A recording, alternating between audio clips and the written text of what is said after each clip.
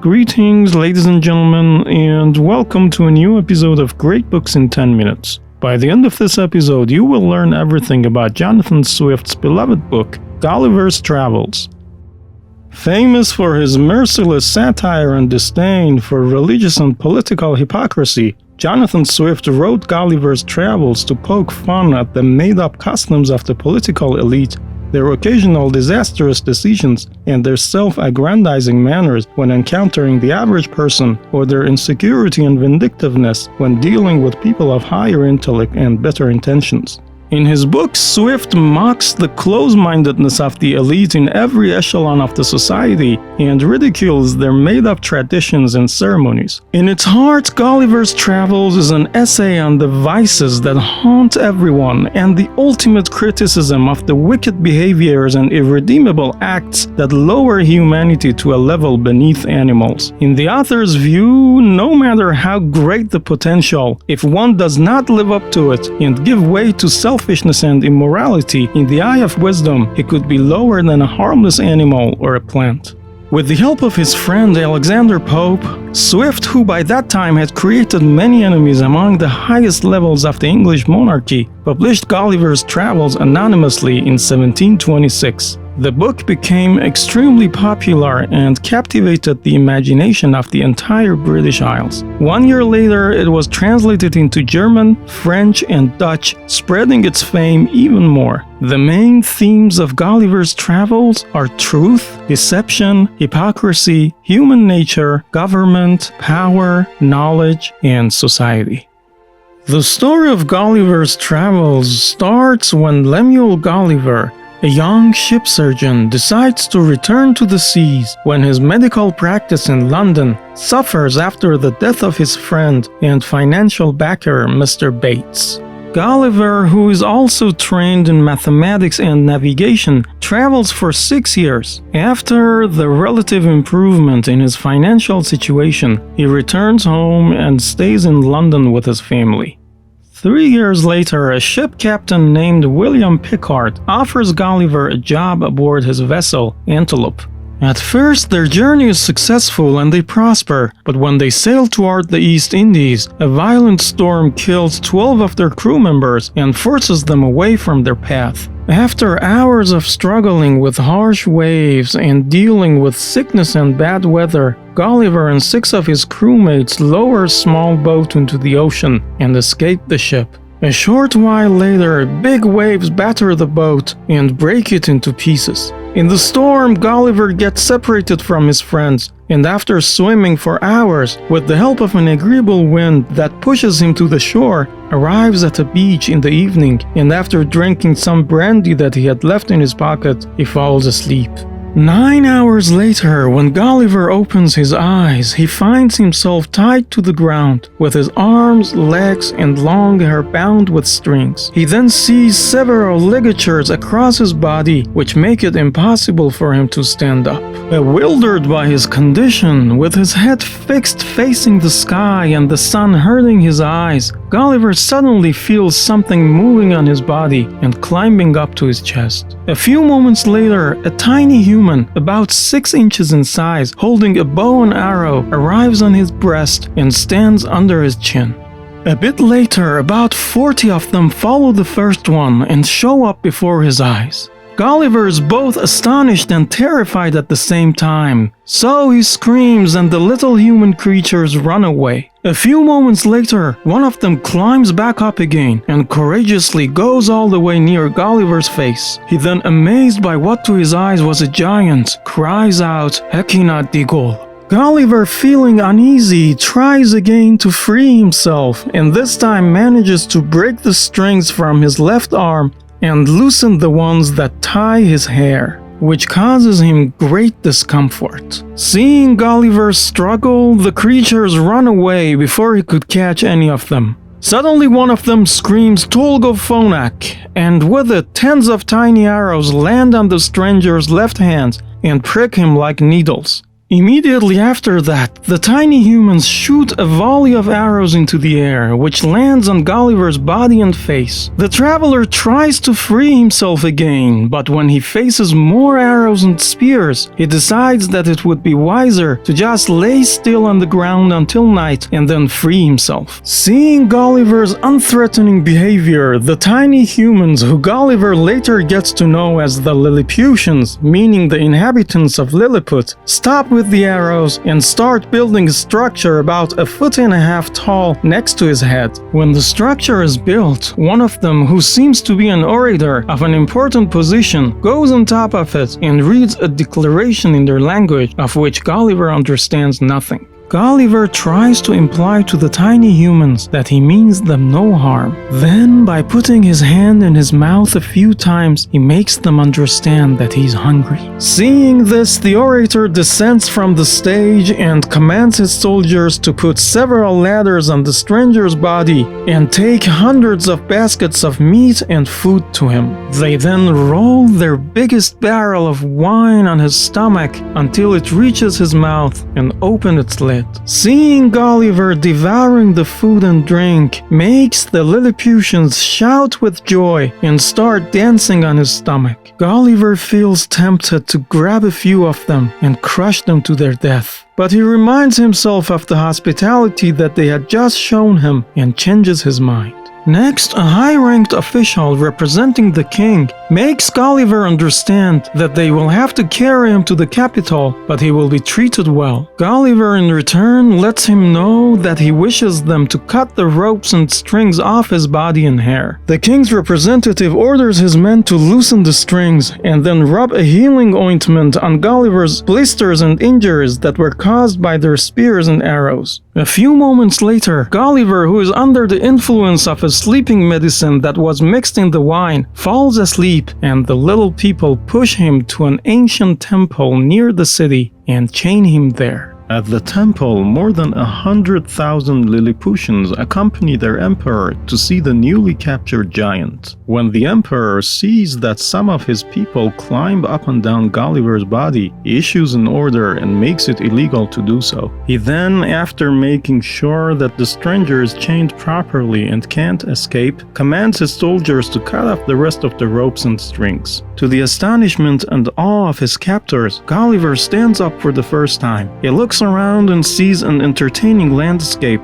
Around him, there is a tiny green country with gardens, farms, and miniature houses, which to his eyes look like the painted scene of a city in a theater. Next, the emperor rides his horse and comes closer to Gulliver. Behind him, his family and courtiers all wait at a short distance and witness as their king tries to converse with the newly arrived giant. Gulliver tries speaking in every language that he knows, but it doesn't work. The emperor orders his men to feed him again and leaves, while still a considerable group of people remain at the scene.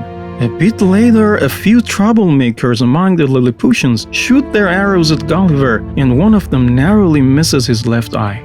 The officer in charge orders 6 of the troublemakers to be tied in ropes and surrenders them to Gulliver. Gulliver at first puts 5 of them in his pocket, then holds the 6th one in his hand and pretends that he is about to eat him, but instead gently unties him and lets him go. Then he does the same with the 5 remaining ones. Next, the emperor orders his people to build a bed for Gulliver, which is done by putting together 600 little beds and sewing hundreds of sheets and blankets. Also, to avoid more commotion and stop the disruption of public peace and workforce, he issues an edict that anyone who has seen the giant must return home and should not be anywhere within 50 yards of his house. Back at the court, the emperor consults his courtiers and wonders what to do with Gulliver. Some propose killing the giant with poisoned darts, but others argue that such a huge corpse rotting at their doorstep will cause a plague and it will spread to every corner of their kingdom. Some of the army officers relay their account of Gulliver's kindness towards the troublemakers, and the story has such a positive impact on the emperor that he prohibits anyone from harming the giant and orders for food to be delivered to him every morning from all the neighboring villages. He then assigns 600 servants to cater cater to Gulliver's every need, and 300 tailors to design his clothes according to the fashion of their country. He then designates 6 of his best scholars for the task of teaching their language to the giant. 3 weeks later, Gulliver makes great progress in learning their language. Every time the emperor comes to visit, he would drop to his knees and begs the monarch for his liberty. And the emperor replies that this must be a work of time and he must take his decision with the advice of his council. One day, the emperor tells Gulliver that according to their law, he must be searched by 2 of his officers and be stripped of his weapons if he is carrying any. But rest assured that when the time comes and he decides to leave their country, all of his belongings will be returned to him, or he will be compensated for them. Gulliver consents and puts the 2 officers in his pockets, and they start making notes of his belongings. Upon reading the list, the emperor asks Gulliver to draw his scimitar so he could see the blade. The sword, which looks massive to the tiny humans, shines bright in the sun and amazes everyone present.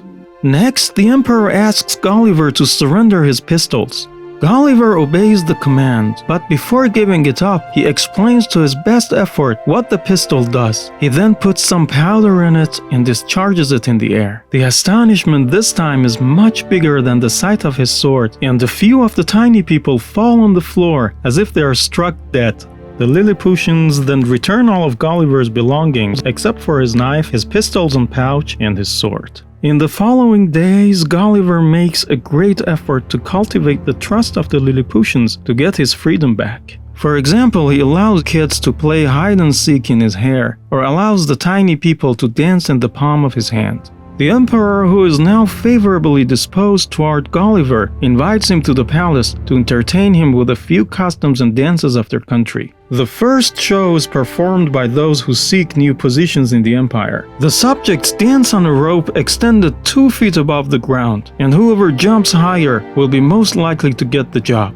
Even old ministers and courtiers who have been employed for years compete in the dance to show that they still possess their abilities. The second dance is only performed before the emperor and his queen. In it, the dancers are asked to jump over or crouch under a stick that is held by the emperor or one of his ministers, and whoever shows more agility and performs better receives one of the 3 prized colorful ribbons. Gulliver organizes a military exercise and uses his handkerchief and a few sticks as the stage. To the delight of the emperor, Lilliput's army engages in war games before him, and he likes it so much that asks them to repeat the show for a few days. Eventually, when one of the horses loses his balance by falling into a hole in the handkerchief, the show ends.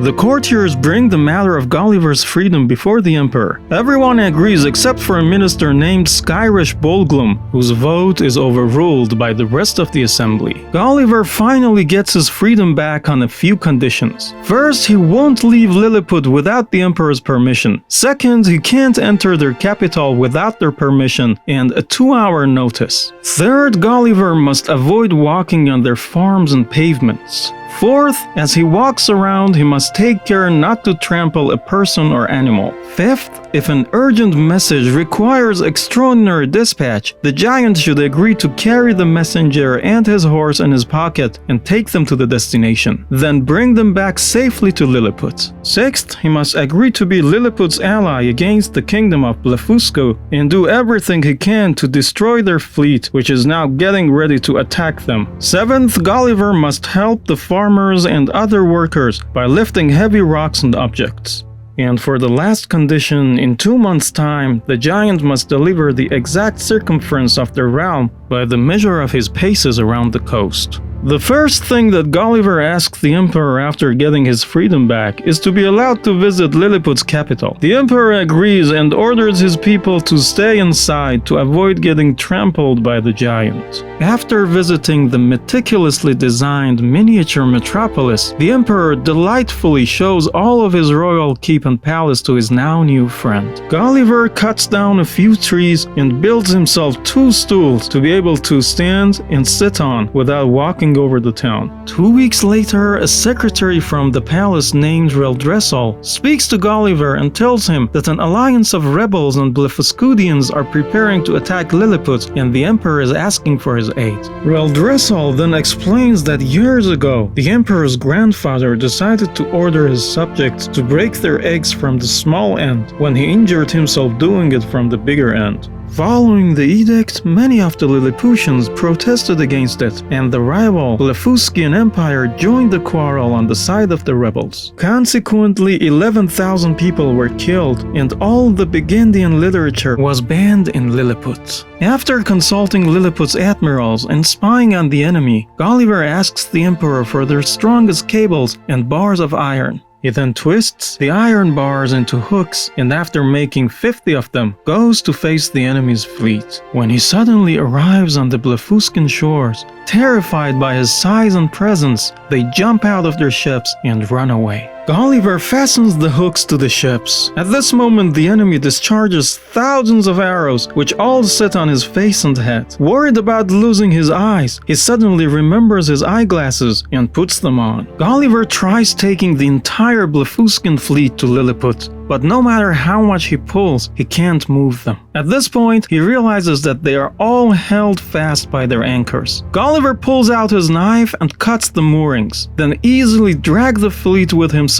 and before the shocked eyes of the Blefuscans takes their fleet to Lilliput. At night, the Emperor of Lilliput and his court all gather on the shore, expecting Gulliver's arrival. When they first see the Blefuscan fleet and can't see their giant friend because he is in the water up to his neck, they conclude that he must have drowned. But they soon see Gulliver rising from the sea and rejoice at their victory. Gulliver screams, "Long live the most puissant king of Lilliput," and is welcomed with all the possible cheers and warmth by the tiny people. At court, the emperor promotes Gulliver to a Nardak, which is the highest honor possible in Lilliput. A few days later, the emperor of Lilliput, who has now tasted his greatest victory over their arch-rivals, asks Gulliver to help him reduce the Blefuscian Empire into a province of Lilliput so he could force them to break their egg from the smaller end and therefore become the world's greatest emperor.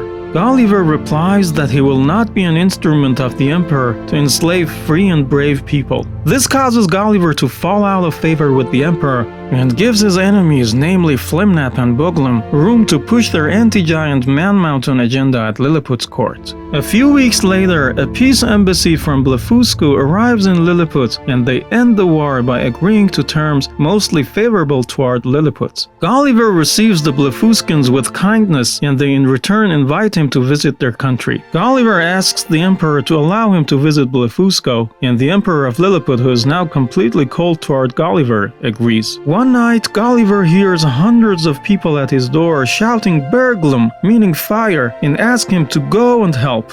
When Gulliver arrives at the palace, he sees that the Empress's apartment is burning. At first he tries containing the fire by using small buckets, but when things get worse, he stands up and urinates on the flames, which puts them out instantly. Next, and after describing some of the strange customs and habits of the Lilliputians, Gulliver continues the story from the time that one of his friends from the palace goes to him privately and tells him that his enemies at the palace, led by Admiral Skyrish Bolglum and Flimnap the Treasurer, under the influence of the queen who never forgave him for urinating on her palace, have succeeded in persuading the emperor that he is a traitor and guilty of public urination, treason for conspiring with the Blefuscan enemy, and refusing to carry out the emperor's order regarding the rest of the Blefuscan navy. The courtier tells Gulliver that at first it was proposed to set fire to his house at night and then shoot him with thousands of poisoned darts, or make Gulliver's servants put poison on his bed sheets and clothes. But his friend Reldresal asked for the judgment to be reduced to just gouging his eyes out. On top of that, there is a plan to gradually starve him to death, so that when he dies of hunger, Gulliver, they could easily cut his then skinny body into pieces and carry it away until only his bones are left for display and marvel.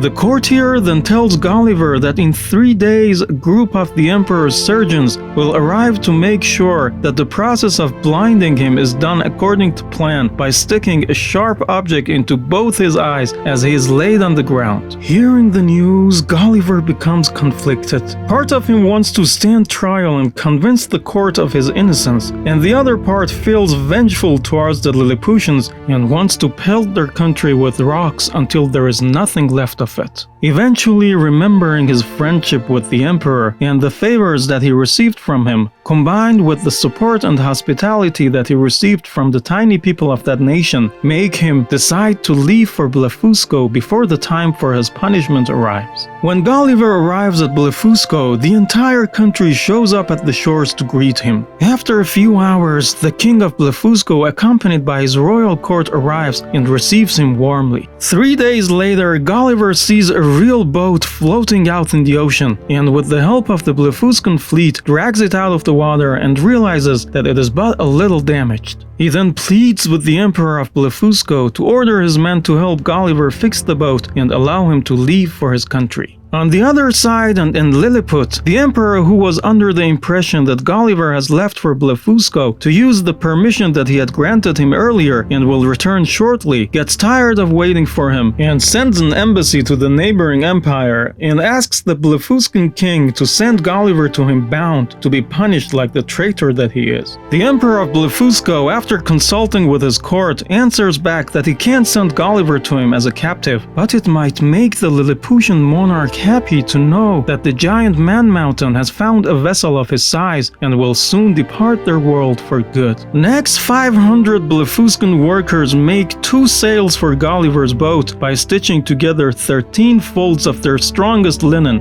In about a month, and with the good wishes and gifts of the Emperor of Blefusco, Gulliver sets sail and leaves to find a way back home. Gulliver spots an English merchant ship and gets rescued by them. Gulliver stays with his family in London for 2 months, and during that time, he makes a good amount of profit by showcasing and then selling the livestock that he had brought with himself from Blefusco. Eventually, his insatiable desire to travel and visit foreign lands intrigues him to get aboard another ship named Adventure. After a few weeks at sea and dealing with multiple storms, Adventure gets pushed to the shores of a strange country. The captain orders a few of his men to go on land and find fresh water, and Gulliver asks his permission to go with them to explore the new country. During that short trip, Gulliver leaves the party for a little while, and after finding the island uninhabited, returns to the shore. On his way and before reaching the beach, he sees the sailors getting on the boat and leaving without him after getting chased by a giant animal. Seeing that, Gulliver runs away to avoid facing the beast, and after a while arrives on top of a hill, from where he sees a well-cultivated country. The first thing that amazes him is the size of the grass, with each blade reaching 20 feet tall. He then continues what he considers a high road, but later finds out that is only a footpath through a field of barley. A mile down the road, all Gulliver can see are cornfields, and a bit later, when he tries to step over a hedge, he sees one of the inhabitants of that new country. A giant with a massive scythe in his hand, calling to his fellow farmers with a thunderous voice to come and work on the other part of the field. Gulliver tries to avoid getting killed and squashed by the giants, and right when one of them is about to step on him, he screams as loud as he can. The giant sees Gulliver, and after examining him, puts him in his pocket and takes him to his master. The giant farmer and his workers sit in a circle and observe the tiny man's motions as he bows down to them and tries to communicate. Gulliver sits on his knees and begs. He then brings out his purse of gold and empties it before the giants, but they don't understand what it is for. Seeing Gulliver's behavior, the giant, convinced that he must be an intelligent creature, takes him to his home. During dinner, Gulliver eats with his tiny knife and fork, which delights the giants. Suddenly, the farmer's son grabs him by his foot and lifts him in the air. The giant slaps his son and tells him to leave the table. Gulliver, being afraid that the son might hold a grudge against him afterward, begs the master to forgive him, which the father agrees. After observing the farmer's cats and dogs, which were bigger than 3 elephants, the giant's wife puts Gulliver in her bed and makes him a blanket with her handkerchief. A couple of hours later, 2 rats as big as dogs attack Gulliver, and he defends himself with his sword. Next, the giant's 9-year-old daughter takes an extreme liking to the tiny man and becomes his caretaker. She houses Gulliver in her doll's house and teaches him their language, which he picks up pretty quickly. The word spreads in town, and giants from every country and village nearby line up at the farmer's house to look at the little man. The farmer, realizing that he can make a lot of money by showing Gulliver to the entire country, takes him and his daughter on a road trip, and after stopping in a few towns, they arrive at the city of Lurberlgrad, or the Pride of the Universe. Days pass, and the multitude of shows puts so much pressure on Gulliver that he begins losing weight and looking unhealthy. Seeing that, the farmer tries to force him into more performances so he could make as much money as he could before the tiny man dies. At the same time, the Queen of the Giants, or the Brobdingnagians, hears about Gulliver and buys him from the farmer for 1,000 gold coins. At this moment, Gulliver asks the Queen to allow the farmer's daughter, whom he calls Glumdalclitch, or nurse, to stay with him, to which she agrees. Next, the Queen takes Gulliver to the king, who at first mistakes him for an odd creature and then a clockwork creation or a robot. When Gulliver relays the story of his arrival to their country, the king is not convinced, and even after the farmer's daughter approves of the little man's account, he answers that this must be something that was made up by the farmer to sell him for the highest price. Therefore, he sends for 3 of his best scholars, and they all conclude that he cannot be a natural creature because he's so tiny that he has no means of supporting himself. Hearing this, Gulliver implores the king to allow him to speak, and tells him about where he has come from, and that in his country everything is to scale, and there are millions of people like him. The scholars and the king are not convinced, and repeat their claim that the farmer must have taught him very well to be able to make up stories like that. The king then dismisses the scholars and sends for the farmer, and after examining his story, starts to get warmer toward believing Gulliver's story. Gulliver starts his life at the palace and becomes the queen's favorite entertainment. Once, when dining with the king in the presence of other nobles and courtiers, Gulliver gives him the full account of his country, its position in Europe, and their wars and inspirations. The king laughs and wonders how those insignificant creatures could feel so important that they wage war against each other and believe they have a fully materialized civilization. Hearing that, Gulliver at first feels offended. Then, as he observes the giant lords and ladies in the ballroom, he realizes that customs and politics could be equally ridiculous everywhere in the world. Next, the queen's dwarf, who is about 30 feet tall and is extremely jealous of Gulliver for taking his place, after a back-and-forth argument, picks him up and drops him in a bowl of cream. Gulliver tries swimming, but the cream is too thick. At this point, his nurse rushes to his aid and pulls him out. As a punishment, the dwarf is forced to drink the entire bowl of cream, and then he is sent to serve another lady instead of the queen. Days pass, and Gulliver is completely taken over by life with giants. A few incidents happen now and then, but he gets used to his new circumstances. During his many conversations with the king, he realizes that the giants have very simple minds, and their customs are often too shallow. When he speaks more to the king about England, the monarch wonders why people in Europe are so violent, and calls them a race of pernicious vermin that nature ever suffered to crawl upon the surface of the earth.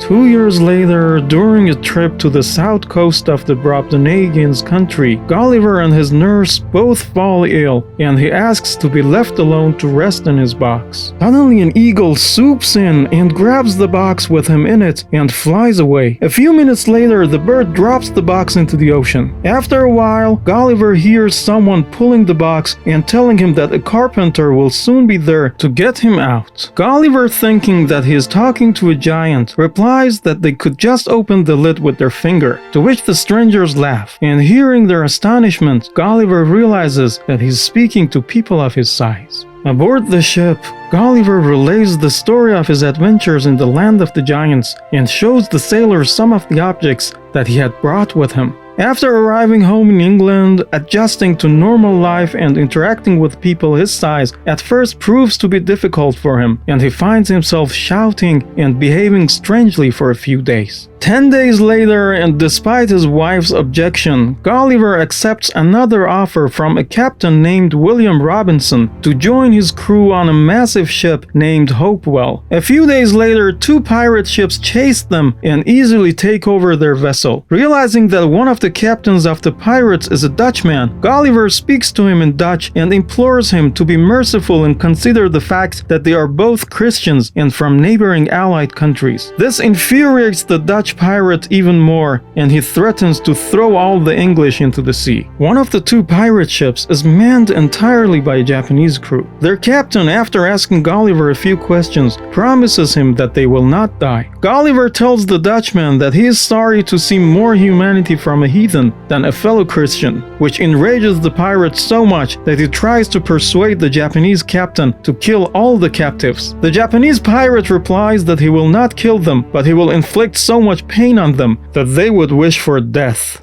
So, after putting the rest of the crew in the other ship, they give Gulliver a small canoe with provisions for 4 days and set him adrift. After sailing for a little while, Gulliver finds his way to a rocky and desolate island where he finds eggs and starts a fire using seaweed. After exploring the island and staying in a cave for a few days, Gulliver steps out and to his shock, he sees that the sun is completely covered, as if he stands under the shade of a massive mountain. Upon inspecting it closer, he realizes that it is a floating island with people walking on its surface. Gulliver waves his hat and screams out for help, and when the inhabitants of the floating island see him, they let down a chain with a seat fastened to the bottom of it, on which Gulliver sits and then is drawn up.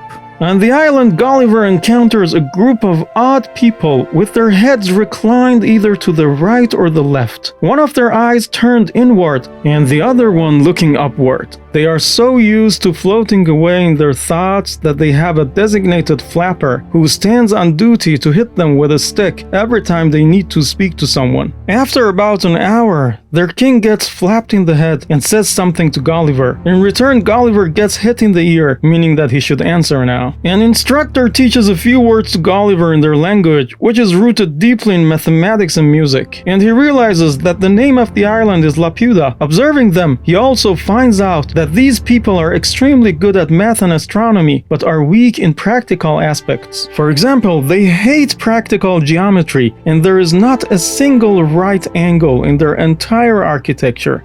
They are so obsessed with monitoring the Earth's movement in the galaxy that are constantly occupied by the fear of it falling out of the course with the sun and have no peace of mind.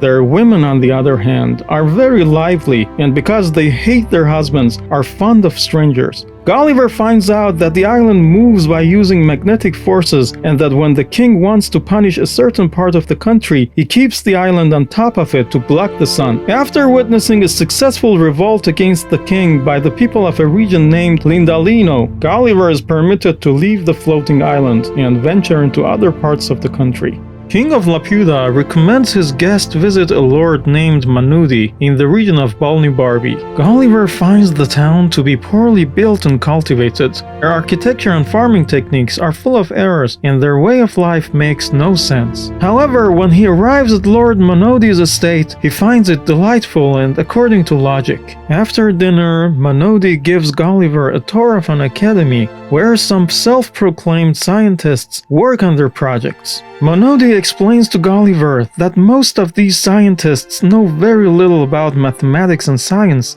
but are full of a volatile spirit that makes them despise all the proven old rules, and they spend their time making up new ridiculous methods. At the academy, Gulliver sees the scientists hard at work.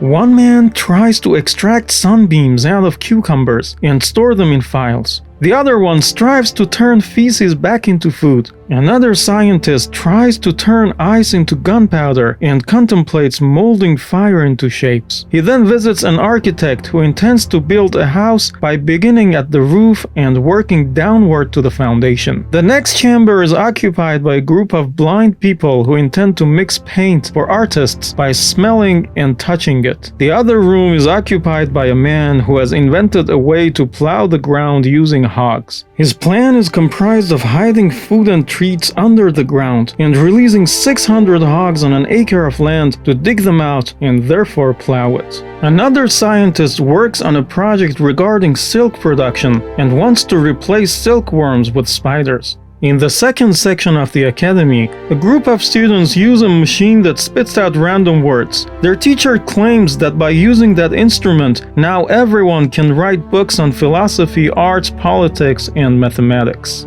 Another professor proposes to remove every element of the language except for nouns to streamline conversation and hopefully increase the lifespan of humans because every word that is spoken is harmful to the body. Gulliver visits a professor proposing taxation of women according to their beauty and on men based on the decision of a jury and according to their desirability to women. Another one believes that they can discover and foil conspiracies against the king by examining the subject's diet and the way they sleep and relieve themselves. Seeing all of that craziness makes Gulliver miss England, and he wishes to return home. Next, the traveler visits an island named Glubbdubrib, which simply translates to the island of wizards, and soon gets used to the sight of spirits wandering around. The governor of Glubbdubrib offers Gulliver to call up any dead person and he would command them to answer his questions. Gulliver replies that he wishes to speak to Alexander the Great. With a motion of his finger, the governor brings forth the spirit of Alexander, who in Greek reassures Gulliver that he was not poisoned but died of a bad fever from excessive drinking. Gulliver then speaks to the spirits of Hannibal of Carthage, Julius Caesar, and Brutus. After leaving Glubbdubrib, Gulliver is stopped by a customs officer at Luggnagg and is confined until the time he receives his orders from the king.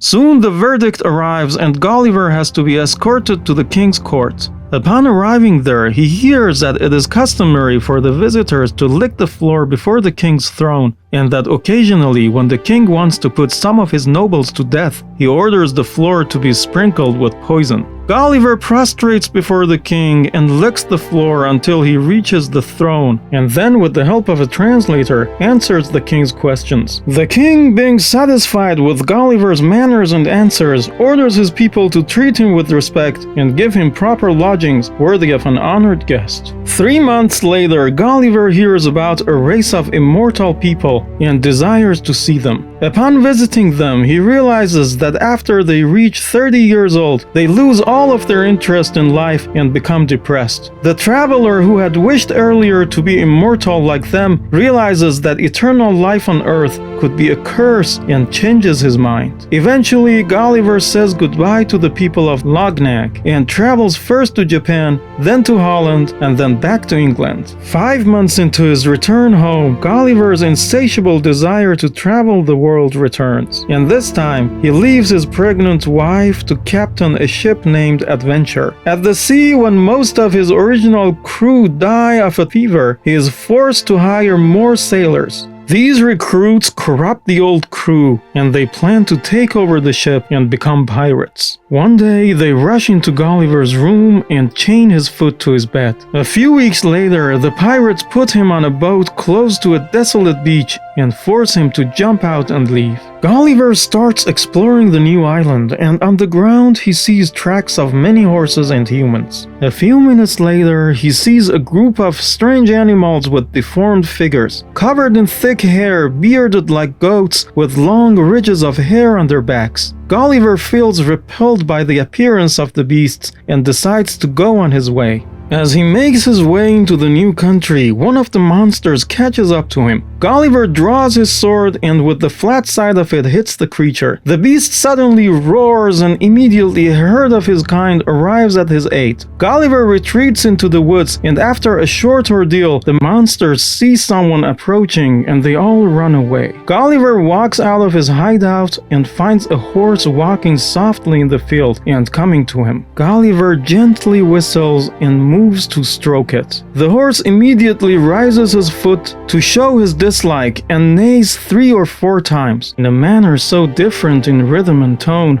that Gulliver becomes certain it is speaking. Another horse arrives and the two start what seems to be a discussion about Gulliver. The traveler feels tired and walks away to find a house or shelter for the night. At this moment, the first horse neighs so loud that Gulliver decides to return and follow them. The horses neigh again, but this time say the word Yahoo. To the horses' surprise, Gulliver imitates them and says the same word a few times. Then the horses say a second word, Houynhnmm. Gulliver does the same and after a few times gets the word right, which impresses the horses. The horses lead Gulliver to a house, where he encounters more of them and wonders where and who the owner is. He is so shocked by what he sees and the way horses behave and act intelligent that he pinches himself and thinks that his mind is playing tricks on him. Right at this moment, the horse which he met first makes a sign and leads him to a room where a beautiful mare sits with 2 younger horses. The mare, after examining Gulliver's hands and outfit, pushes him into a courtyard and forces him to stand next to 3 of the monsters that he had encountered earlier. Upon closer inspection, Gulliver realizes that the creatures are quite human-like and understands that if it wasn't for his clothes, the horses would have considered him one of them. The horses then offer Gulliver some hay to eat, which he refuses. They then give him a piece of meat from a rotten donkey, which he turns down again. At this moment, he sees a cow wandering around and makes the horses understand that he would like to milk it. Observing that, the horses lead him back into a clean room with a big store of milk and let him drink as much as he desires. During the next 3 months, Gulliver improves at learning the horses' language, and when he tells them that he comes from a country beyond the sea, they don't believe him and reply that to them he is only a more evolved Yahoo.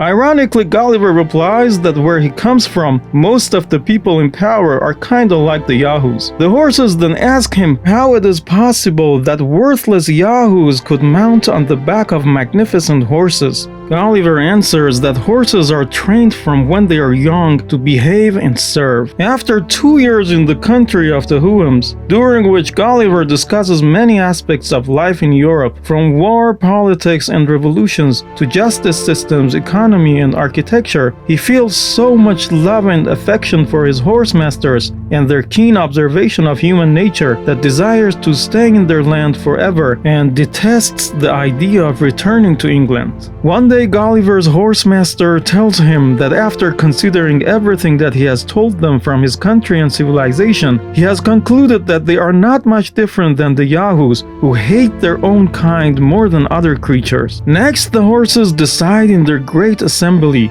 to castrate the Yahoos so they won't be able to breed anymore and die out eventually. Gulliver now thinks of his family and friends back home as Yahoos and constantly compares them to the graceful race that are the Houynhnms. One day, his master tells him that it is time for him to leave their country because the other horses have started to feel uncomfortable about his prolonged stay and do not consider him a fellow Houynhnm. He then tells him that they have given him 2 choices: to either enslave him like a Yahoo or make him go away to his own country. Heartbroken and upset about returning home, Gulliver builds a canoe and sets sail to find an island where he could live as he pleases. After a brief encounter with native tribes on an island and getting shot by their spears, Gulliver sees a ship and instead of rowing toward it, decides to hide from whom he calls the European Yahoos. The captain of the ship, Don Pedro de Mendez, spots Gulliver and orders his men to pull him out of the water. Don Pedro at first is amazed by Gulliver's strange horse-like manners, but when he finds him deeply troubled, shows him kindness and treats him well. Gulliver, however, cannot help but to think of him as a Yahoo and tries to avoid him. At night, when the crew is busy having dinner, Gulliver tries to jump out of the ship and swim away from the Yahoos, but one of the sailors stop him, and by the order of the captain, they chain him to his cabin. Don Pedro then speaks gently to Gulliver and reassures him that he only means to help him. Gulliver is moved by his words and wonders how a European Yahoo could be so gentle and nice. He then briefly relays the story of his last voyage from the time that he got betrayed by his crew to his 5-year stay with the Houynhnms. Don Pedro, then seeing Gulliver being so proud of his newly found truthfulness that he had acquired among the horses, asks him to promise he would not try anything against his own life.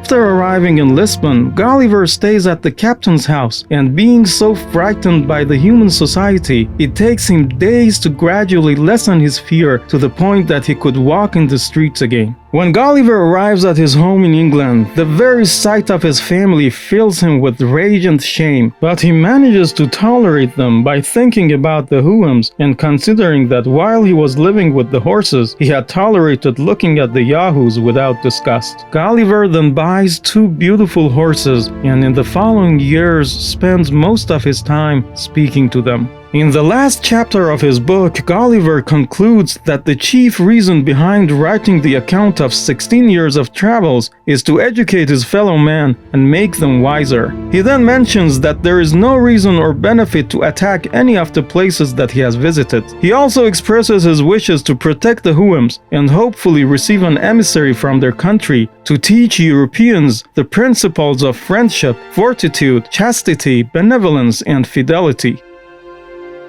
If you have been getting value out of this channel and you would like to support it, you can now use Venmo or buy me a coffee directly from the links in the description box.